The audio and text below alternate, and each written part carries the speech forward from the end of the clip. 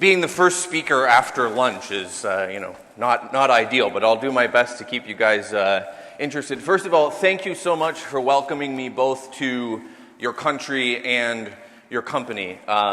It's been a long time since I've spent any significant time in Asia. I lived in South Korea for 2 years, and so when I landed here, you start to remember and feel a warmth for the time that I spent here, and so it's very exciting. I feel very fortunate to have been invited back to Asia. So I'm going to talk to you about sort of innovation and technology in our industry, and with that through a lens of analytics, data, and most of our time is going to be spent on loyalty and profitability.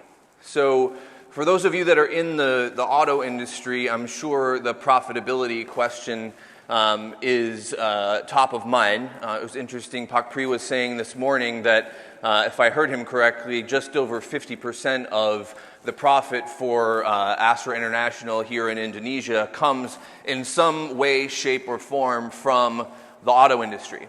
So it's certainly important that we focus on making sure that that stays the case, right?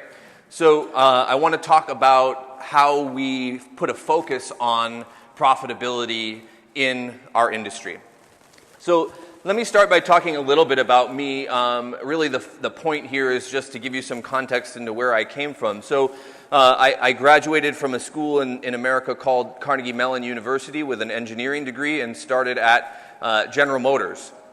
At General Motors, I eventually started working internationally and spent a lot of time working here in Asia. So the Buick LaCrosse was the first big global vehicle that we did.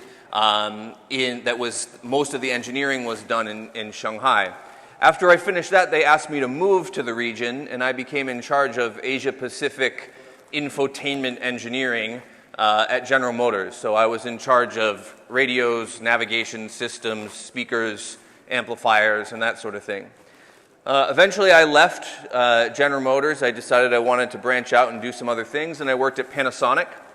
I was responsible for technology innovation in the automotive business at Panasonic. So most of my time there was spent taking technology from not automotive that Panasonic had and figuring out how to apply it to automotive.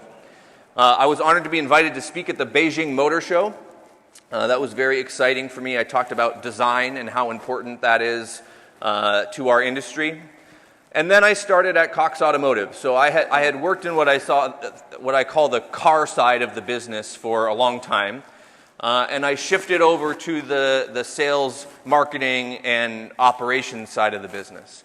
So at Cox, I was responsible for analytics products, primarily for our media solutions division. So some brands that you're probably familiar with: Auto Trader, Kelley Blue Book, Dealer.com, a little bit less familiar brand, but that's the dealership website. So my job was using all of this data from across the Cox ecosystem to produce products. Let me pause here to say you're certainly welcome to take pictures of my slides, but they're also available on my website. So if you want a copy of them, you can go to my website. You will automatically be redirected to the Jakarta page and type your email address, and you can get a copy of the slides. So by all means, take pictures, but if you want to get a copy of the slides later on, then you're welcome to do that as well. So after spending some time at Cox, I've given you this history of who I am and where I came from. The obvious question is, why did you leave? I left to start this company called Wizely. And it's really about technology and data put into practice. So I was finding that we have a lot of data, a lot of analytics, a lot of information, but doing something useful with it felt like something that we could stand to do more of. So I left Cox to start Wizely, focusing on results that come from the use of technology and data in our space. Right now we've got about half of our business in software products. So we have some software products that are analytics focused. Most of them are about detecting sales automatically based on online activity so that people can link their online marketing activity to sales in the dealership. And then about half of our business is consulting, things like this. I support a lot of large dealer groups, OEMs, etc. So what I'm going to talk a little bit about is the anatomy of a USA car dealership. I'm going to use some terms that I want to make sure that you're comfortable with and familiar with. And then we're going to talk loyalty primarily. There's a concept called reinsurance that I think might be very interesting to you here in Indonesia. And then people-based marketing, which is how do I market to an individual person rather than a group of people.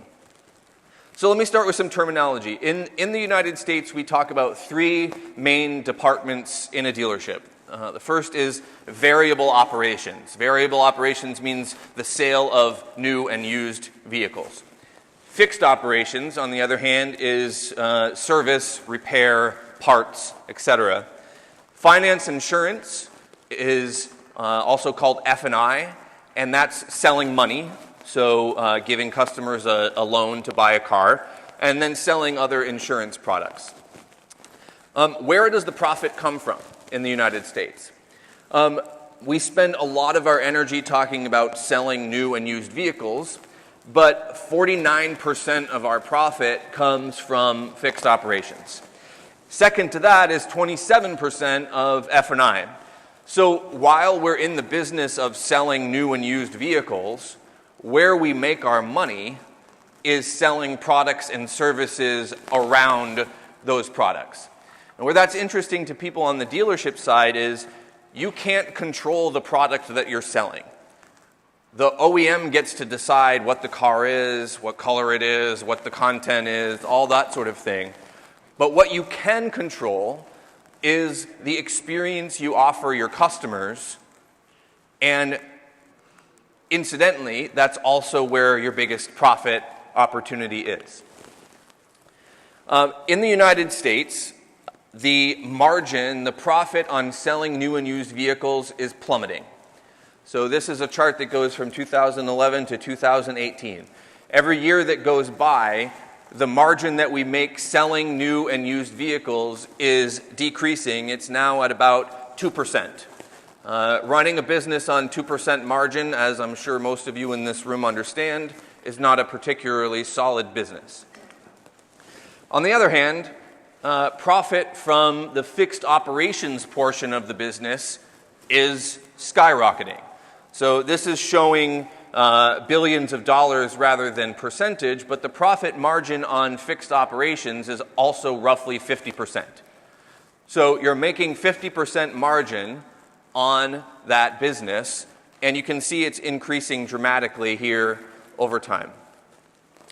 So if we look at F&I, these additional services that are offered in addition to fixed ops, the profitability is also skyrocketing on that. So what we have in the United States, and I'll show you some data about Indonesia later, but I think because your market is maturing in terms of new and used vehicles and the number of vehicles that you're selling every year, this situation, while it's the current state in the US, I believe will be the future state in Indonesia within 10 years. You'll have a very similar situation to this. So in that context, customer retention and loyalty is very important to the future of your business. Because when you make this extra money on service and F&I, when people come to your dealership again and again and again. So the margin you're making on selling cars is going to go down. The margin that you're making on servicing and experiencing with your customers is going to go up. So it's in that context that I want to talk about loyalty and why those programs are important to you. So here's some statistics. You certainly don't have to take my word for why this is important. So a 5% increase in customer retention can lead to more than a 90% increase in profitability. 67% of customers shop more frequently at companies that have loyalty programs. 81% are more likely to continue doing business with you when you offer a loyalty program. And 73% of people in a program are more likely to recommend your brand if they're satisfied with your experience. So these numbers are saying loyalty programs drive increased customers, increased profitability, increased presence in your business. So let's talk Asia Pacific. So I come from the United States, and as I said, I think what we're experiencing now, you guys will experience in the future. But I wanted to take some data from your market. So our friends at MasterCard, the credit card company, did a pretty exhaustive study on loyalty programs in Asia Pacific. I want to share some data from that with you. By the way, let me stop and say I'm happy to take questions as I'm talking. So if you have a question, raise your hand and I'm happy to pause. So you can see both India and Indonesia are going to be generally on the left-hand side of these charts. So Indonesia has the second highest award program participation in all of Asia Pacific. The average consumer here in Indonesia is a member of 11 different loyalty programs. But you'll notice that automotive is currently largely missing. Now that's true in Asia Pacific as well as in the United States. Loyalty itself is very important. Automotive is a missing piece of that. That's both a challenge and an opportunity for you. So if we look at what kind of loyalty programs are offered, you'll see, again, Indonesia is here on the left-hand side of this chart. More than 60% of people are getting discounts. Now, this is a problem, right? I think in your market today, there's certainly a trend towards additional discounts. Companies like Wuling entering the market, driving the price of new and used vehicles down. So to a certain extent, this is a problem, that customers are expecting discounts as part of their loyalty program. On the other hand, financial institution so they asked people to pick what is your number one most important loyalty program that you're a part of. And 62% of people said, my financial institution. So I see this as an advantage for Astra because you also have a huge presence in the financial service and banking business. So you can already take advantage of this trend in this market and also add automotive to it.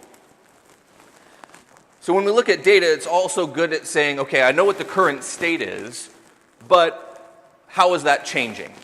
There's a couple of important changes that are happening that I think you should be aware of. First of all, Indonesia in Asia Pacific has the highest increase rate in customer value and satisfaction when it comes to loyalty programs. So right now you have an opportunity. Now is the time to strike in your market with respect to loyalty programs. The other thing that's a common trend here, if you look at loyalty programs, the biggest segment that's increasing is what's called the coalition loyalty program. So that's a group of seemingly unrelated companies that are banding together to offer a loyalty program, which of course companies like Astra that have business in multiple portions of the economy have an advantage in terms of being able to offer that kind of program. So let's talk about some case studies and how this is working in the United States. So here's a quote from Jim Farley, who's in charge of sales and marketing at Ford Motor Company globally. And what we're seeing in the United States is that there's a similar trend of more and more loyalty programs, but an absence of presence from automotive in those programs. And so what Jim Farley is saying here is that when they studied all of their data and looked at the situation, it's much, much easier for them to do business and make money from a loyal customer than trying to gain a new customer. So both Ford and General Motors, a couple of big brands in the United States, have both launched huge loyalty program initiatives for their OEM brand. The GM program is called My Rewards. The Ford program is called Ford Pass. Now, the point of this slide, I don't have any data on case studies for these programs, but the point is the OEMs are very focused on understanding and taking action on these trends. So here's some statistics from these OEM programs. So people that participate in the loyalty programs, they're 13% more likely to stick with that brand. They're 19% more likely to be recommenders of products and services. They're 2 times more likely to visit your dealership. And they outspend non-loyalty program members 2 to 1 on this fixed operations business. So people that are part of these programs are for sure good for your business. They generate higher profits. So that's just the OEM side of things. One of the things I learned when I moved from the OEM side to the dealer side is that OEM programs are great, but certainly out of control of the dealer situation, and generally they capture a lot of those benefits, right? So I wanted to talk about some case studies related to dealerships and dealership groups. Burge Ford is a large Ford store in the United States. It's a single store, but they have a loyalty program. They've had 29,000 people enroll in that program since it started. People that are in that program spend 18% more than people that are not in the program. Again, they're twice as likely to visit the dealership. And they've sold 600 vehicles to people at this one store, 600 vehicles per year to people that are part of the loyalty program. Another big group in the United States is Maury's Automotive. Maury's Automotive is in the middle of America, in the middle of the country, and mostly in Minnesota. About 70% of their customers enroll in their loyalty program when they sell them a vehicle. So they have a very high enroll rate in terms of people joining the program. About between 15 and 20% of their sales have some level of reward redemption. So about 20% of the people that are buying vehicles from Maury's are redeeming some of their loyalty points as part of that. The average value is about $250. And 2 out of 3 of their customers actively use their points for service, which I think is a very important statistic here, because ultimately, as I showed you earlier, the profit margins on your service and fixed op business are higher. So ultimately, you want to use this loyalty program to drive additional business into the service and fixed ops area of the dealership. So that's a couple of case studies. I wanted to dive a little bit deeper on Matthews Automotive. So Matthews Automotive sort of has more of a journey of their loyalty program that I thought would be more interesting and applicable here in Indonesia. One of the things I asked myself as I was putting together this presentation is, if I were running a dealership in Indonesia and I was considering a loyalty program, what would my concerns be? I think the primary concern is this going to cost me money? I think I've already showed that profit margins are a concern. When you start to have a loyalty program, your initial reaction is to say, okay, so it's just a discount with another name. I'm giving away some of my profit, right? So I wanted to talk a little bit about this case study and sort of how Matthews dealt with that. So this is Rob Matthews. He's the president of the company. I just wanted to show you a little map so that you could understand where his dealerships are. He's in the northeast part of America. And they have, I think, about 20 stores, and they support, you can see the brand logos there. So it's a big group doing business with a lot of different OEMs. So the first thing they did was they had a program called Auto Awards. Auto Awards is basically what you might think of if somebody said, what is an automotive loyalty program? I imagine most of you would think of something similar to Auto Awards. You spend money at the dealership, you earn points, and then you can spend those points on business, on parts, service, new car, etc. Now, they got high sign-up rates, so closer to the Maury's Automotive situation, but the problem that they ran into was that they didn't see enough of an increase in loyalty and return customers to offset the cost of the program. So step one here was a little bit of I'm not sure calling it a failure is a good thing. They had a lot of people enrolling. It was a successful program, but didn't have the impact on profitability that they were hoping. So the second step here was they launched a program called Loop Rewards. Loop Rewards is essentially a coalition program. So what they did is they said, okay, we're going to go around to other local businesses and we're going to get them to support us. So points that you earn at the dealership, you can not only spend just at the dealership, but you can also spend at all of these other businesses. So I'm going to show you a little bit of a video here on their program. They have remained essentially the same forever. A dealer gives customers a discount in exchange for more business. It's a simple, tried-and-true way to increase customer retention. But it has two major drawbacks. It's expensive.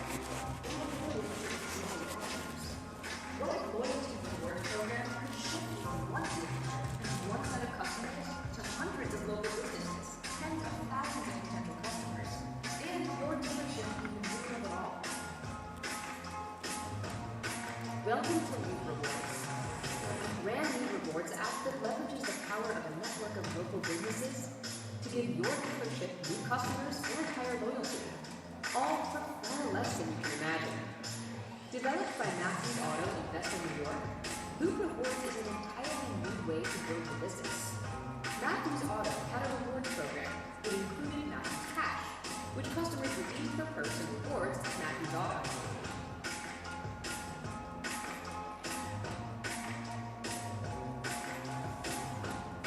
It increased loyalty, but was extremely expensive and only reached existing customers.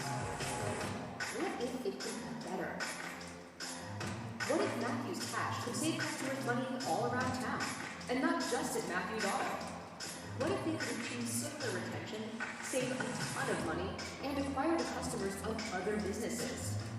The solution was for Matthews Cash to become Loop Cash. Here's how it works. Our sales team will build a network of local businesses in your market, with your dealership at the center. Customers earn an app-based currency called Loop Cash anytime they shop the Loop network. Loop Cash can be redeemed for big discounts at any business in the network. Loyalty with lower costs? Check. So that's a video that they put together to talk about their program, and as you can see, they went from the initial step of that where it's just in the dealership to now we expanded it to more businesses, and that allowed them to spread out the cost of the program and ultimately acquire additional customers from other businesses that weren't already customers of the dealership. So the main benefit here again was spreading out the cost of operating the program, and they saw an increase in retention, but they were still looking for more out of the program. So the next step that they took was offering a VIP level of the program that they call Platinum and Black. And what this does is when they sell a vehicle, they offer the customer to enroll in this program when they purchase the vehicle. And you can see there are two levels. One is about $300 and the other is about $500 to enroll. And that gets them an additional level of benefits. So just by offering, the cost of this program is a very small amount compared to the overall cost of the vehicle. But because they've asked the person to spend some money to enroll in this program, now the person has a greater involvement, a greater investment in the program. And so they say, I spent some money on this, I want to make sure that I redeem my value. So they saw an even bigger increase in customer retention. They also take the membership fees of this program and put them through their reinsurance. I'll talk about that a little bit later, but ultimately they earn extra money on the interest of that original payment. So they collect that $500 at the beginning of the transaction, and then they earn interest on it before the customer spends it. Their penetration rates for these premium versions of the program are as high as 75% in some of their dealerships. So let me pause there. Any questions on that? And I'm happy to come back at the end as well. I just want to kind of pause and see whether any questions on. I'm going to move on to reinsurance from loyalty. So reinsurance. In general, the word reinsurance refers to passing a portion of insurance risk onto another company. So if you're an insurance company and you sell an insurance policy, if you reinsure that policy, it is essentially taking a portion of your risk and selling that risk to another company. In the United States and in automotive dealerships in particular, people use this term reinsurance to specifically refer to the practice of a dealer-owned insurance fund. Essentially, if you're a dealer owner in the United States, reinsurance is your top source of profit and wealth. It's a very important part of how they make money. So let me explain to you how that works. So without reinsurance, offering service contracts or repairs is an expense to the dealership. So when you do a warranty repair, you get the money back from the OEM, but ultimately you're doing the repair, the OEM dictates the cost of that repair, you get reimbursed for it.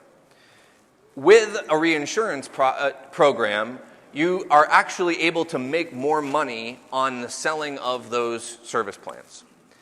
So extended service contracts, this is, when I look at F&I, so finance and insurance in the United States dealership, you can see that the penetration rate for these extended service contracts is dramatically increasing and is almost 50%. So almost 50% of people buying a new or used vehicle at a dealership in the United States are also purchasing an extended service contract for that vehicle. So this is a little complicated, but let me explain how it works. So when you buy a car, and this is either a new car or a used car. So when you buy a new car, the factory warranty generally lasts about 3 years. And then after that, it's expired and you're on the hook for the repairs yourself, right? So you sell the extended service contract at the time of purchase. The service contract fee is then paid into the dealer insurance company. So let's say you collect $4,000 for that extended service contract. That money goes into your account. The average redemption rate on that service contract is typically roughly half. So if you sell an extended service contract for $4,000, on average, you end up responsible for $2,000 worth of repairs based on that contract. So you get this additional profit generated based on the premium there. So this is another chart that explains this sort of a little bit more graphically. So again, if the overall cost of the program is $4,000, you have to spend $2,000 to repair the car, but you also get to keep the profit of doing that repair work in your dealership. It typically costs about, let's say, 10% to pay a company to manage this in the US. Some dealerships do it on their own, but most of them pay another company to manage their reinsurance program, which leaves you with $1,600 in profit. So this is a very easy way to sell an additional product that earns you additional profit. So why am I bringing this up in this context? My understanding is that these kinds of programs don't typically exist here in Indonesia, and that most of you are very focused on selling new vehicles. What I want to do is challenge you a little bit with some of this data. So in the past 10 years, the automotive market in Indonesia is fundamentally changing. So you sell about 1 million new vehicles per year. On the other hand, you can see this percentage of used vehicles on the road is increasing dramatically. So as time is going on, a higher and higher percentage of your market is both people that own used vehicles that are out of warranty. So they own a car, they're no longer able to get it serviced and have the OEM pay for it. And that means more and more of those used vehicles are on the road and being sold to people that are buying used vehicles. So I did a quick calculation of what this market opportunity might look like for you here following this model that we use in the US. So there's about 2.5 million vehicles sold here. That includes both new and used. So we do about 1 million new vehicles and 1.5 million right now of used vehicles. So let's take the 47% take rate, which is the average of people buying extended service contracts in the US. Multiply that by the typical selling price of that, $4,000, and a 40% margin on that. So this represents a 26, almost 27 trillion opportunity here in Indonesia, about $2 billion.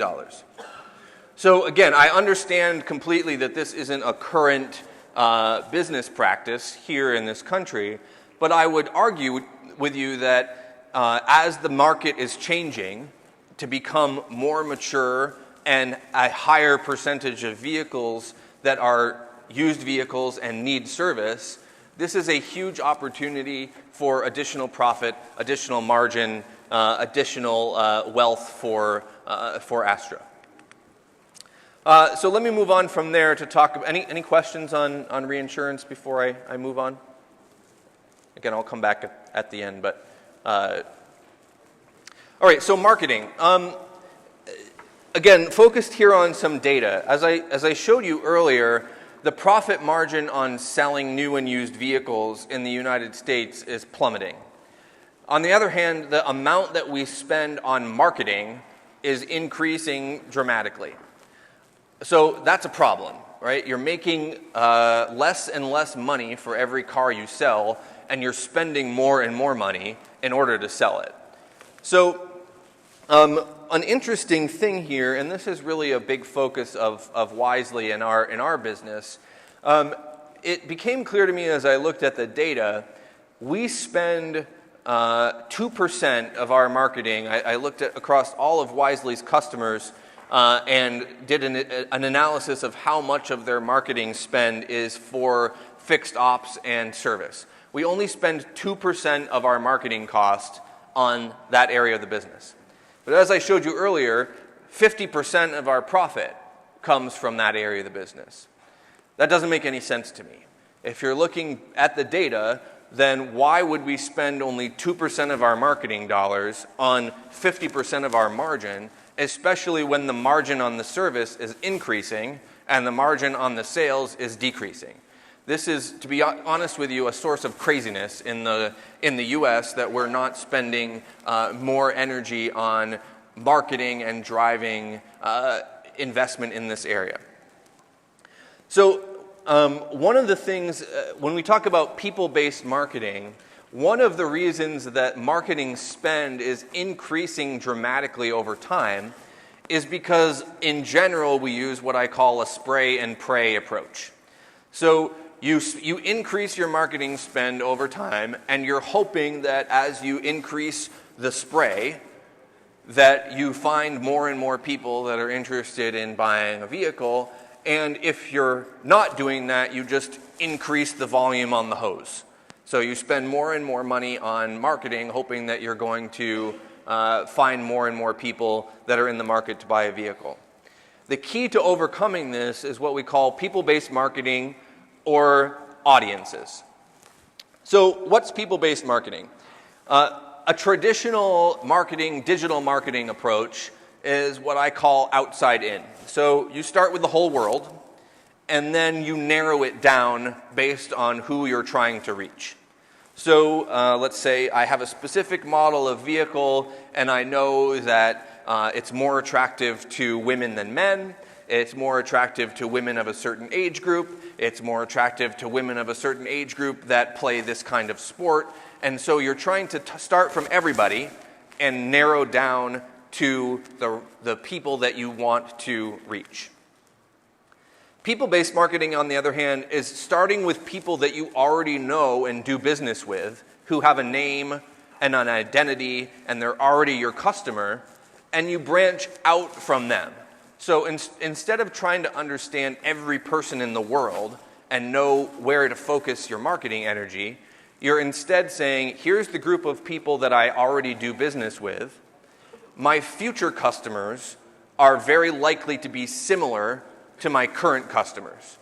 So it's changing the marketing, sort of tipping it on upside down and approaching it from a completely different way.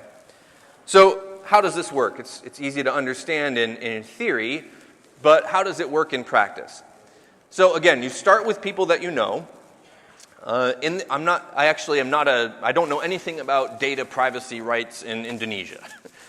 So I can't comment on that. But what I can say is, in the United States, there's an increasing level of focus, similar to Europe, on protecting people's privacy and identity. So the first step here is you take the people you're doing business with and you convert them to an anonymous identifier. So it's 123 person instead of James Grace. And then you can use that data to create audiences on all of these different marketing platforms, so that if I log in, if I go back after I'm done my presentation and open Instagram or whatever else I might want to look at, then it's saying, hey, this person is here looking at Instagram, and then there's a bunch of people bidding on my key to give me advertising.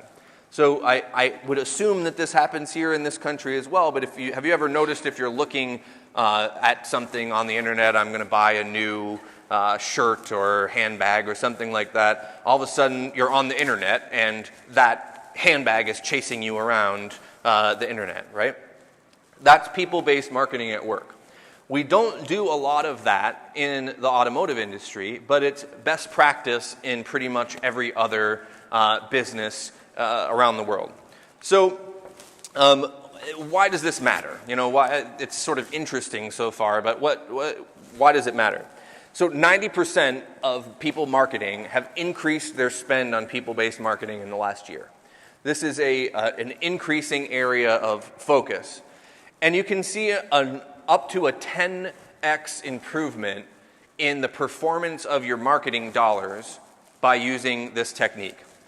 So in general, the theme of my whole presentation here today is, how do we use technology to make better business decisions and increase our profitability?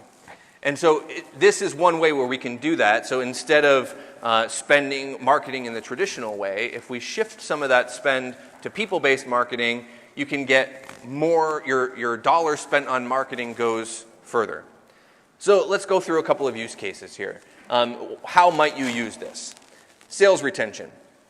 So sales retention, you know who you sold vehicles to in the past 3 to 5 years. So if you know who you sold to and when you sold to them, you also know when they're likely to be in the market for a new vehicle. So you can take those names and say, I know that this group of people is making their final payment if they financed it, or their vehicle will be out of warranty on this date, and you can know exactly when you should start targeting those people with advertising. Decline services is another one. In the United States, it's very common for somebody to come into the dealership. Again, I don't know whether this is common in this country or not. Somebody comes in and says, I need an oil change. And the dealership says, great, you also need new tires. You also need an engine tune-up. You also need X. A lot of people say, sorry, no thank you, I don't have time today, please just change my oil. You can take those people. Honestly, this is marketing gold. You know who they are, you know that they need something, and they haven't yet purchased it. So you can go after those people and try to get them back into the dealership. Customer retention. Again, you know people that have been in your dealership doing business with you. You can target those specific people to come back. Sometimes you give them an offer. This this ties to loyalty very well, where you say, hey, you're a member of my loyalty program, you haven't used your points, here's an opportunity to come back in. Audience suppression, this is another one. I would imagine you guys have a similar situation here. In the United States, one of the most annoying things for customers is when they get ads for a product that they already bought. So I look at this handbag on the internet, the internet figures out that it wants to start marketing to me. I've already bought it, but they know that I looked at it, but they didn't bother to take me out of their advertising audience. So now I'm getting ads for this product that I already bought. Honestly, it's a relatively low spend for the marketer, but it makes consumers crazy because their thought process is, so you know enough about me to know that I looked at this handbag, but you don't know enough about me to know that I already bought it, and so you're putting this ad in front of me. It makes people crazy. So not advertising to people who already bought a car from you yesterday is another important use case here. So I say all this, and I would imagine some of you are saying, okay, this is interesting, but how do I even get started? Where would I start on a program like this? I'm not going to spend a bunch of time giving you step-by-step instructions. I think that would be boring and also take more time than we have. But I sort of came up with here's a 5-step program. So first is measuring. What I tell people is you need to figure out how to measure quality instead of just quantity. So a lot of the presentations you heard earlier this morning were focused on artificial intelligence, demand forecasting, ways of using data to turning data into information. So step one, figure out how do we measure quality. At Astra, what metrics are we going to use to say this isn't just the number of people visiting our website, but the number of engaged people visiting our website? That takes some work. That takes some data science. That takes some understanding of how your business runs and what do you want to measure. Second is a data platform. So again, you heard this morning there were some conversations and questions about can we merge this data and what does data quality matter and all that sort of thing. The decision about your data platform is very important. If you don't already have one as a company, figuring that out and solving for that is very important because data science is great and artificial intelligence is great, but it only works if the fundamental building blocks, the data, can be easily accessed by analysts and built into things. Third is audiences. I gave you some examples of things that I thought were important. I imagine that your business here in Indonesia, your business specifically to Astra, is different from what I said. So what audiences are important to you in your market, figuring out who you want to target. And then execute.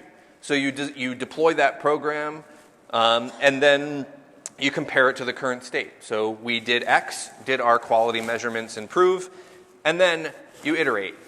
There's a lot of conversation about Agile now. Agile as a development process, Agile as a business methodology.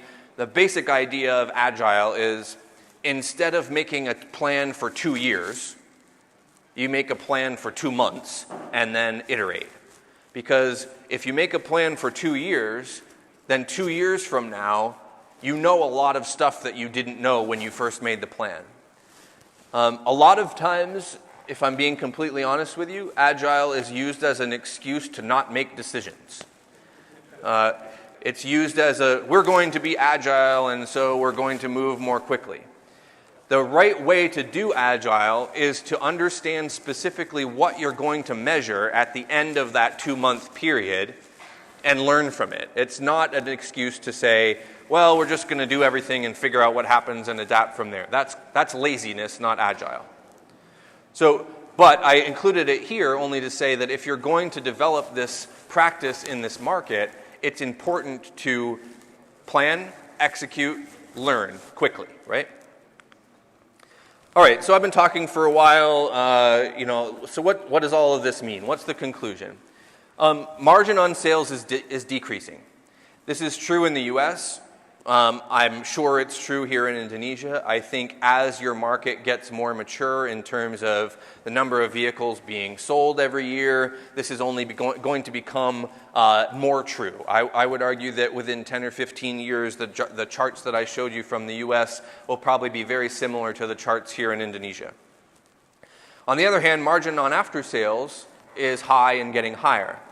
Now, I'm not an expert in the Indonesian market at all.